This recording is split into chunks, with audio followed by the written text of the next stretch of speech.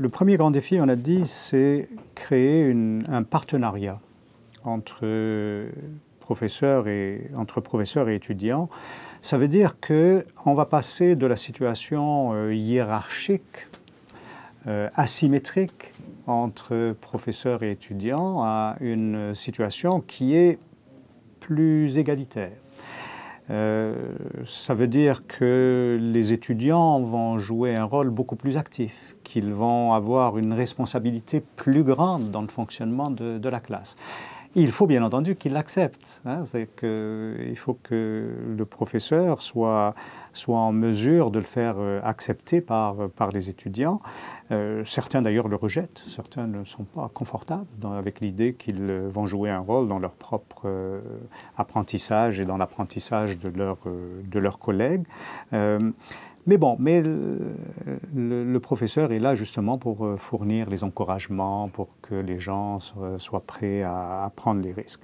En général, les étudiants ne croient pas que l'enseignant vraiment veut un partenariat avec ses étudiants. Ils sont incrédules et ils vont donc tester tout le temps la volonté de l'enseignant, disons, de créer un vrai partenariat. Alors, par exemple, je ne sais pas, est-ce qu'il veut vraiment m'écouter? Est-ce qu'il écoute mes questions? Est-ce qu'il ne m'interrompt pas chaque fois que je parle? Est-ce que, quand je fais une suggestion, il la prend vraiment en compte? Donc c'est tout le long, je pense,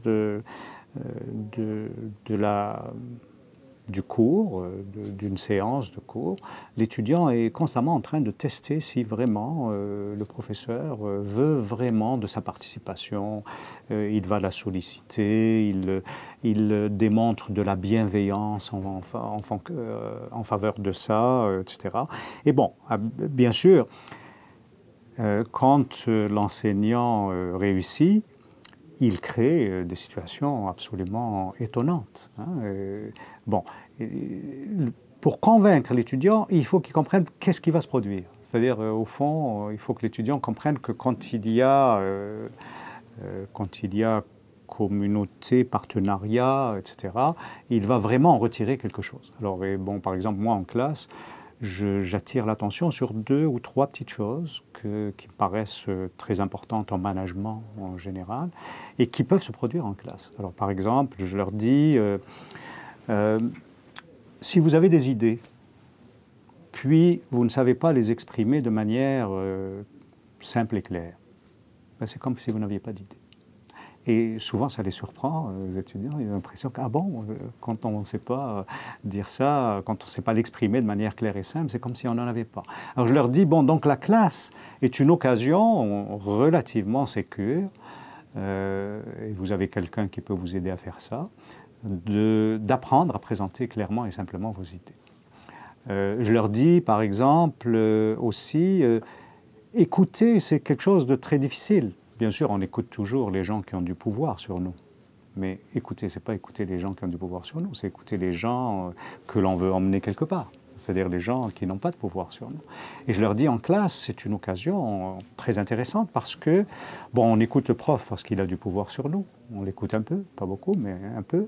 Mais on n'écoute pas du tout les collègues. Et alors, donc je leur dis, voilà une occasion pour apprendre à écouter, donc écouter ceux qui n'ont pas de pouvoir sur nous, qui sont les gens qui sont à côté.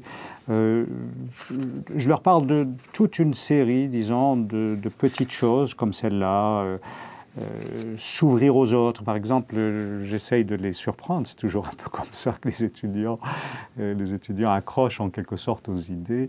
Je leur dis, on vous a sûrement dit dans votre vie que si vous n'aviez pas quelque chose d'intéressant à dire, il valait mieux que vous la fermiez. Et ils me disent, ah oui. Je leur dis, et on vous a peut-être même dit que c'était une façon d'être humble. Je leur dis, si vous voulez mon avis, l'humilité, c'est exactement le contraire. C'est-à-dire que c'est lorsque vous ne savez pas si vous avez des choses intéressantes à dire, mais vous les dites, que vous êtes humble parce que vous acceptez que les autres vous regardent comme peut-être imparfaits. Parfois vous dites des bonnes choses, parfois des moins bonnes. Et cet apprentissage est très important parce que les gens que vous allez peut-être diriger un jour, eux, ils ne sont pas parfaits. ils sont imparfaits. Donc si vous voulez les accepter, il faut que vous vous acceptiez vous-même. Et donc